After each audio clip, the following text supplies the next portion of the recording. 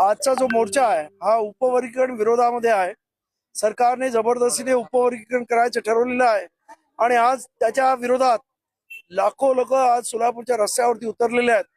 सरकारचा जबरदस्तीने हा उपवर्गीकरण करण्याचा जो प्रयत्न आहे तो हाणून पाडण्यासाठी आज 59 जाती, इव्हन आमच्यामध्ये आज मातंग समाज सुद्धा मोठ्या संख्येने या मोर्चामध्ये उतरलेला आहे.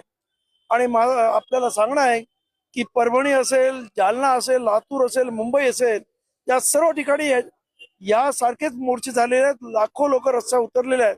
तेव्हा माझं मुख्यमंत्र्यांना सांगणं आहे की जंतर मंतर मध्ये विद्यार्थ्यांनी काय केलं, रस्त्यावरती विद्यार्थी आले, काय झालं आपण पाहिलंय.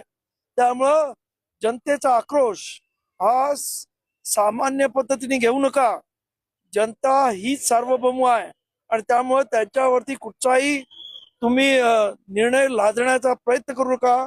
जनता आज मोठ्या संख्येनं त्याला विरोधामध्ये उतरलेली आहे. 59 जाती एक संघ, एक दिलाने, एक विचारानं रस्त्यावरती उतरलेले आहेत आणि त्यामुळं कुठल्याही परिस्थितीमध्ये हे उपवर्गीकरण आम्ही होऊ देणार नाही. आणि केल्याचा प्रयत्न झाला तर ज्या पद्धतीने दिल्लीमध्ये उद्रेक झाला तसा पूर्ण महाराष्ट्रात उद्रेक झाल्याशिवाय राहणार नाही, हे मी इथे सांगतो.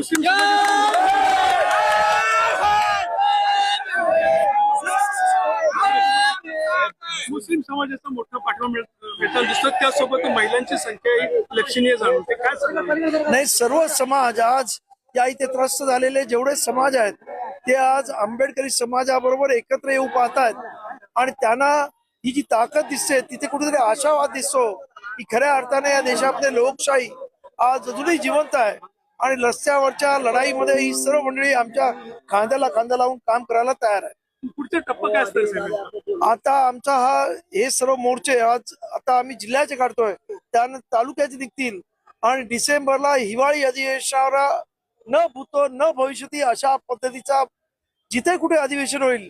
तर आम्हाला कळते मुंबईला अधिवेशन होणार, यावेळेस हिवाळी अधिवेशन नागपूरला होणार नाहीये.